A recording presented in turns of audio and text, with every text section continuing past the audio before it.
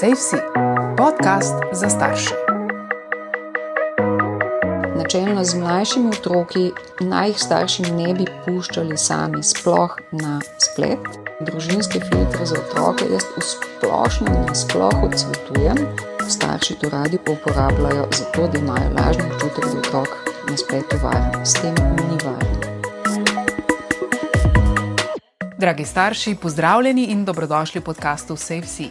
Spletne prevare, starševski nadzor, gesla, posodobitve in osnovna tako imenovana digitalna higiena. O tem bova danes govorili z gostjo Maja Vreča. Pozdravljena. Pozdravljena. Prihajaš z raziskovalne mreže Arnes in si tudi sodelavka v Centru za varnejši internet. Že koliko let? Kar nekaj. Za varnejši internet že kar dolgo, na Arnesu pa še veliko dlje. Na Arnesu slabih 30 let, na Centru za varnejši internet pa manj kot 20 let. Ampak vseeno dolga doba. Dolga. Telefoni so izklopljeni, pa začniva kar pri tem, kar velja konec koncev tudi za nas starše. Ko recimo kupimo, dobimo telefon ali drugo napravo, ali pa če to napravo kupimo, posodimo otroku, katere so tiste osnovne prakse za zaščito, ki jim moramo slediti, temu rečemo tako imenovana digitalna higiena. Jaz bi začela z aplikacijami za začetek. Za začetek začnemo razmišljati, preden naložimo vse te imenitne, krasne, brezplačne aplikacije, za katere nismo plačali niti centa.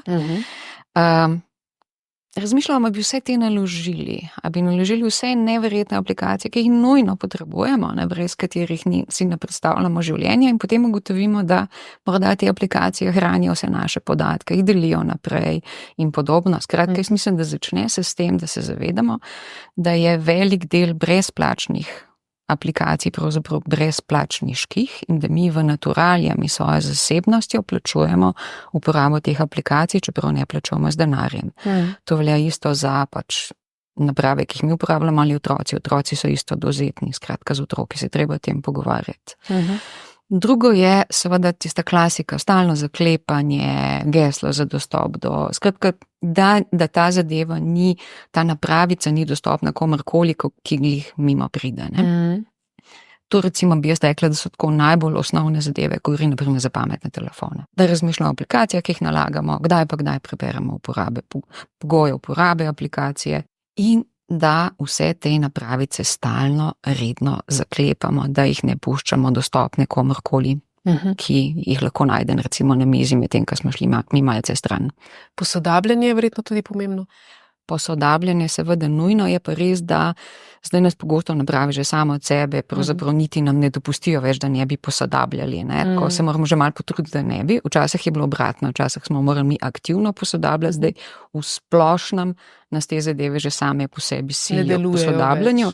Mi tega ne smemo preprečevati, ker zavedati se treba, da posodabljanje teh napravic oziroma programov, ki na njih tečejo, tipično se ne dogaja zaradi lepote in pogosto niti zaradi funkcionalnosti. Velik del teh posodabljanj je pravzaprav varnostnih. Skratka, tega se moramo tudi zavedati. Pa seveda tudi te mobilne naprave, kot so telefoni, so dovzetne za okužbe z virusi. Skratka, kakšni antivirusni programi zelo dobro imeti na njih. Močna gesla si omenila, zakaj so tako pomembna? Zakaj recimo ni dobro, da kot geslo nastavimo recimo ime hišnega ljubljenčka? Ja, gesla so rak rana varnosti, recimo temu. Ljudje smo strašno leni. Najbolj pogosta gesla so še vedno 1, 2, 3, 4, 5, 6, 7 do 8 recimo, v angleščini password in podobno. In tega se vlomilci zelo dobro zavedajo, zaradi tega uporabljajo programe za ugibanje gesel, s katerimi zelo enostavno naša preprosta gesla uganejo. Poleg tega lahko tudi kdo, ki nam je bližje, oziroma nekdo, ki nam je fizično blizu, pa ne mogoče je tako zelo blizu, ugane kakšno od naših gesel, tako le malce za hec in mogoče celo za šalo vdre. Skratka, če mi uporabljamo enostavna gesla, smo pravzaprav zelo verjetno na široko odprli vrata za dostop do naših naprav, ne glede na to, gre za računalnike ali gre za mobilne telefone. Se morda niti ni težava samo v tem, da smo leni, ne, ampak imamo enostavno ogromno enih gesel na različnih mestih, ne, in je včasih težko pač si izmisliti vsakič novo geslo, ne, ampak obstajajo pa neki načini, ne, kako se stavi ta močna gesla, ki si jih potem lahko tudi zapomnimo, ne. Kateri so recimo ti načini? Načini so pravzaprav dokaj enostavni. Najbolj običajna je uporaba recimo mnemonikov, kot se jim reče, recimo prve črke nekega stavka, vključno s številkami in podobno. Zelo enostaven stavek, na primer. Maja se je odpravila na fakulteto na snemanje podcasta, ki bo uporabljen za sejf. To je že zelo dolg stavek. Ampak če mi iz tega naredimo s prvimi črkami neko geslo, pa če še na koncu dodamo uro, bomo imeli neverjetno močno geslo. Bistveno enostavnejši stavek je že zadošča, ne? Maja se odpravlja na snemanje na FDV ob 13. uri, bo zadeva, ki bo zelo močno geslo, na primer, ne? In si bo tudi ga lahko preprosto zapomnil. Zlahka si ga zapomnimo. Je pa res, da mi seveda lahko tudi uporabljamo programe za beleženje oziroma zapomnjenje gesel in podobno, samo tukaj se moramo pa zavedati teh šibkih točk. Če gre za online programe, se izkaže, da so te zadeve lahko vlomljive, ne? Da se lahko zgodi, je že prišlo do vdorov v te zadeve, skratka, če gre za online beleženje, potem imamo pač te, recimo temu denarnice, ki jih imamo na svojih napravah, tukaj pa je izredno pomembno, če imamo tako zadevo, moramo imeti izredno močno dvofaktorsko geslo za dostop do te zadeve, ne? Skratka, tukaj se moramo zavedati, če mi to zreduciramo na eno samo geslo, potem mora biti blazno dobro narejeno, dvofaktorsko, absolutno, da dobimo... To pomeniš s potrditvijo na telefonu in tako, da dobimo še na neko drugo napravo, karkoli je že druga naprava, še neko potrditveno kodo, ne? To velja tudi za te shranjevalnike gesel v brskalnikih, recimo, ne? Zdaj v brskalnikih, če mi recimo na svojem brskalniku, na svoji napravi shranjujemo gesla, to lahko delamo samo v primeru, da je ta naprava zelo dobro, močno varovana. Ali z nekim fizičnim varovanjem, da je recimo za službeno napravo, do katere je fizično nemogočen dostop in da jo zmeraj zaklepamo, ali gre za napravo, ki je z močnimi dvofaktorskimi dostopi, mogoče še z VPN dostopom varovana. Skratka, moramo se zavedati, če mi dopustimo brskalnikom, da beležijo naša gesla, potem moramo vedeti to na napravah, ki so močno varovane, sicer to ni pametna ideja. A obstaja kak drug varnejši način shranjevanja gesel? Se pravi, te recimo denarnice so dokaj varne, ampak pod pogojem, da jih res uporabljamo tako, kot je potrebno. Velik del ljudi je pri tem, ki to uporabljajo, zna biti malce površen, ne? Ker pomeni, da je to še bolj nevarno kot slaba gesla. Pa še nekaj pri geslih med sabo morajo biti različna. Nikoli za dve različni zadevi istega gesla. To je pomembno. Zlasti, ko gre za pomembnejše reči. Če nam prestrežejo eno geslo, ker smo bili nekje neprevidni, nam lahko vlomijo tudi v druge storitve, portale, dostope do elektronske pošte in podobno. No, se tudi sicer je verjetno smiselno spreminjati gesla na nek določen čas, ne? Ker se zgodi, da dobimo obvestilo, da je bilo geslo udeleženo v nekem liku, ne? Kako se temu pravilno reče. Recimo temu, da je nekje varnost puščala, zato se temu reče lik, ne. Ja, lahko pride do tega, da recimo prestrežejo, da vdrejo naprimer v nek program, ki smo ga mi uporabljali, podobno pridejo do gesla. Na družbenih omrežjih se je to že velikokrat zgodilo, da so prišli do velike količine gesel, uporabnikov in podobno. Zaradi tega je pametno občasno menjati gesla, je pa tako. Zmeraj zamenjamo geslo, če smo obveščeni o tem, da se to nekje zgodilo, seveda takoj, tudi če smo ga prej nedolgo nazaj menjali, pa programe, ki jih več uporabljamo, ko so nam bolj pomembni, tam večkrat menjamo gesla, kot tam, ko gre za nekaj manj izpostavljenega, morda celo manj pomembnega, ampak povsod je to lahko pomembno. Ja. Ampak to večkrat pomeni recimo, kaj, enkrat na mesec? Ta priporočila, ne. Enkrat na mesec je običajno preveč, ne. Ljudje imajo ponovati leta in leta ista gesla, ne. Če recimo gremo na nek tak higienski minimum na nekaj mesecev, na pol leta, je to zanesljivo, ker v redu. Je dovolj. Ja. Kaj pa spletne prevare? Katere so recimo zdaj v tem obdobju pogoste ali pa na katere ljudje največkrat nasedejo, če tako rečeva? Največ je tistih spletnih prevar, ki jim rečemo phishing. To so spletne prevare, ki nas skušajo prepričati, da nas nagovarjajo v imenu nekega ponudnika, storitve, naprimer, ali kaj podobnega, ali tudi trgovine, ali česarkoli. Skratka, pridejo do nas in nas prepričajo, da govorijo o imenu naše banke, da govorijo o imenu našega internetnega ponudnika, da govorijo v imenu pač nekoga, ki nam nekaj ponuja in omogoča dostop do nečesa, karkoli že, ali pa spletne trgovine, naprimer.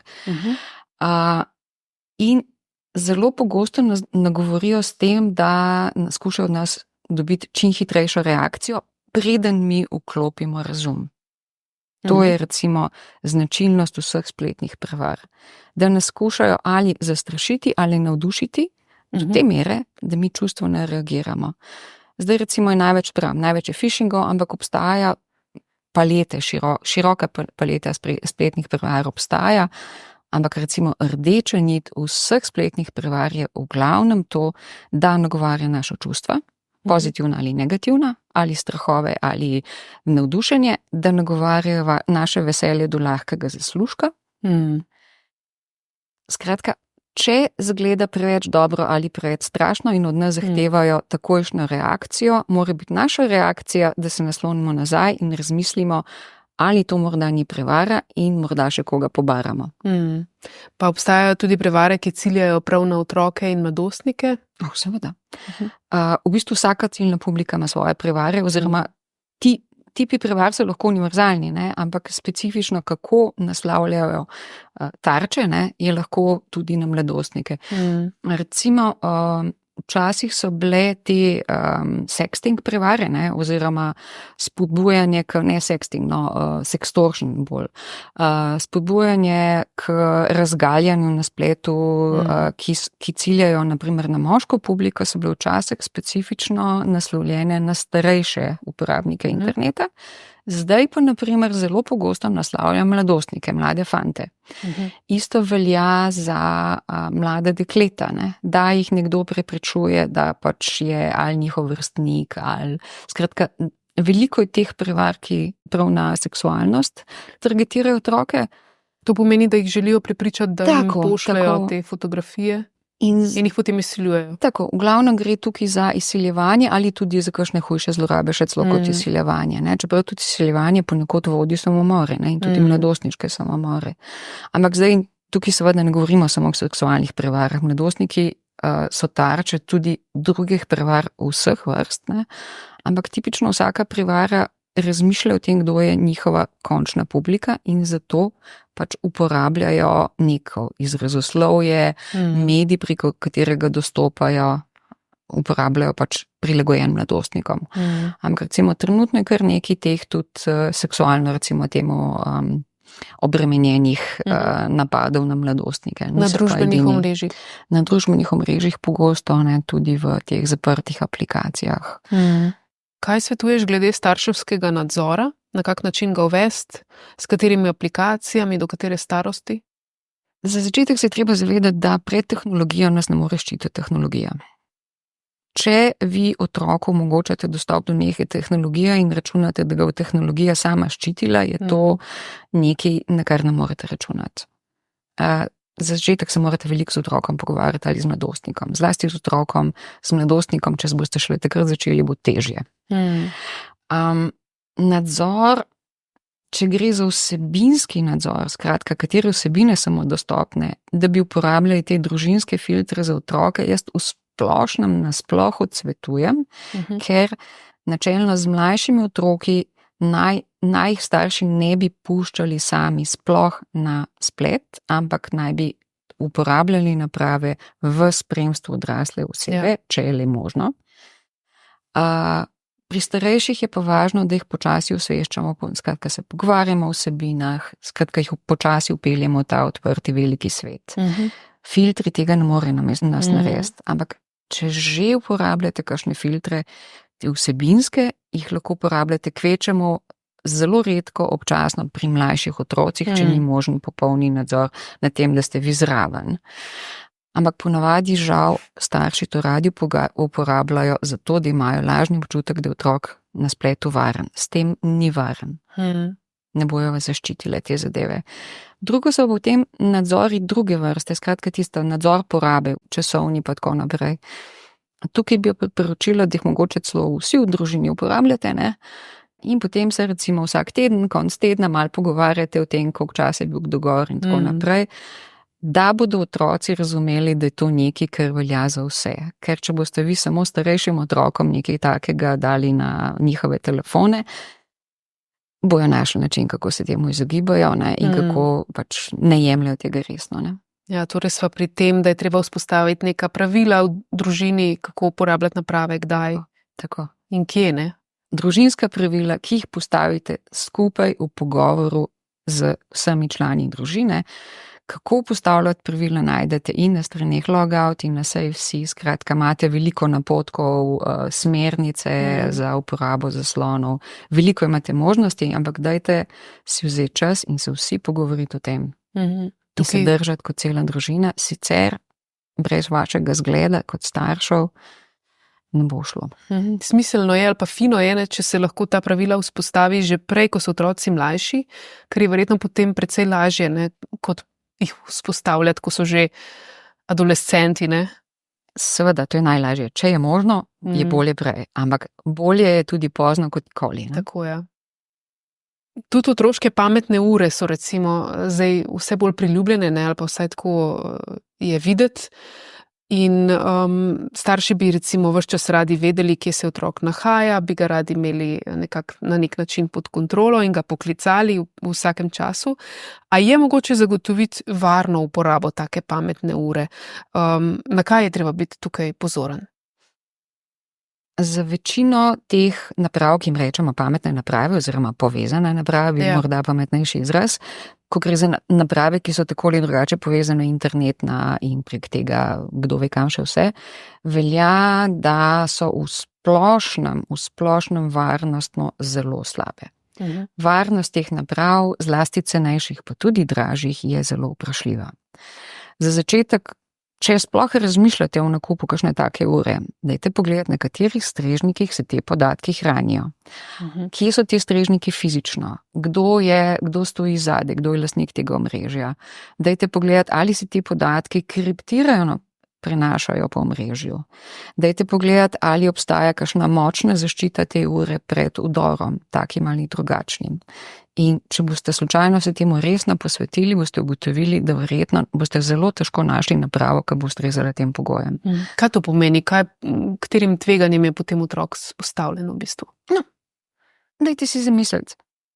Strežnik, na katerega se nekriptirano pomeni, da je možno prestrezanje podatkov. Prenašajo podatki, se morda nahajajo v Rusiji, na Kitajskem, na Tajvanu, v Južni Koreji, v ZDA, nimate pojma. Ne veste, kje je.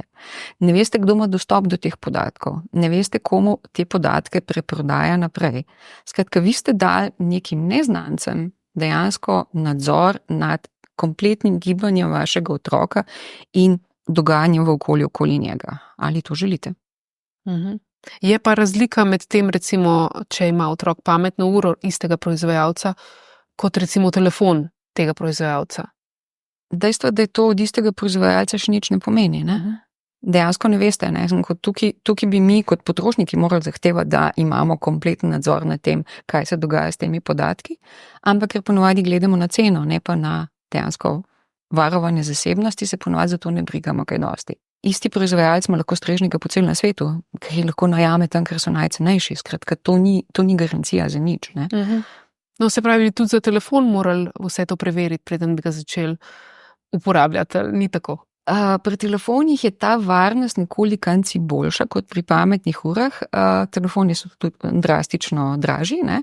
Je pa res, da tudi pri telefonih, seveda, ko gre za varovanje zasebnosti, se odpirajo zelo velike luknje in tudi vprašanja. Skratka, telefoni so tudi problematični, ampak glede na izkušnje, ne, kaj vse pride ven, ne, kako v javnost, poznavanje teh reči je tega manj kot pri pametnih urah. No. Kaj pa te tako imenovane pametne igrače, tudi te so vse bolj priljubljene in prisotne med otroki? v bistvu tukaj je isti problem, kot pri pametnih urah, samo še mogoče malce hujši. Ne? Z vašim otrokom se nekdo pogovarja. Vaš otrok se pogovarja z medvedkom, otrok se pogovarja z neko igračko, ali je podobnega, nekatere pametne igrače so tako narejene. Kdo stoji zadnji, s kom se pogovarja, kakšno vprašanje mu postavlja, kam se beležijo odgovori, ki jih vaš otrok daje. Skratka, tukaj so spet iste varnostne težave kot pri pametnih urah. Ne? Da in nimamo nekega varnostnega nadzora nad dogajanjem. Skratka, so te igrače izredno problematične. Naprimer v Nemčiji so zaradi varovanja otrok in njihove zasebnosti so absolutno že leta nazaj prepovedali prodajo pametnih igrač in pametnih ur za otroke. In jaz bi si želela, ne, da bi vse države nekaj takega naredile, ne, recimo za začetek naše, ker smo ravno tukaj, ne, ampak trenutno nič ne kaže na ta razmislek. Ne. Pri zadnjem vprašanju sva 3 do 5 idej oziroma predlogov, kaj morajo starši vedeti, preden otroku kupijo ali pa dajo uporabo prvo pametno napravo ali pa recimo kar telefon, ker je to najbolj razširjeno. Za začetek je vprašanje, zakaj mu to kupujete. Če vam je rekel, da zato, ker vsi že ostali to imajo, ne? Dajte začetek preveriti. Ne? Otroci se med sabo pogovarjajo, kako bojo recimo temu starše okoli prinesli. Ne? Dajte se mogoče že z starimi starši pogovoriti, kaj si pa oni o tem mislijo. Skratka, starši, dajte se tudi vi med sabo pogovarjati in se posvetovati o tem, kako boste kot skupnost se odzvali na to. To je ena zadeva. Drugo pa je, ko se pa odločite, da otroku kupite napravo, prvič naj ne bo njegova last, da imate vi še vedno v nekem smislu nadzor nad tem. In drugo, preden mu izročite to napravo, bodite prepričani, da je dovolj odrasel za neko pač mečkan bolj zrelo uporabo. Skratka, da ni preveč neizkušen na področju uporabe novih tehnologij, mislim, vsebinske uporabe, bolj ne tehnične. Ne? Tehnično je tukaj zelo enostavno. In dajte se dogovoriti za družinska pravila uporabe naprav, ki se jih boste držali tudi vi. Začenši s tem, da po neki uri zvečer grejo vse naprave v nek skupen prostor, ne v spalnice, da se jih izključi in da se jih da, ne vem, na polnilce, kakorkoli že, ne? Da se pri recimo družinskih obrokih ne uporablja naprav in podobno. Ta pravila pravzaprav vse čas ponavljamo, ampak verjetno je smiselno, da jih večkrat slišimo, zato da jim lažje potem tudi sledimo, ne? In jih nekako usidramo v vsak dan. Ponavljamo in vse čas nam hodijo skozi eno uho noter in skozi drugo ven, ne? Ampak dobro bi bilo, da se nam malce še usidrajo med ušesi. Tako, najlepša hvala za ta pogovor. Prosim. Več informacij lahko najdete na spletni strani SafeSea.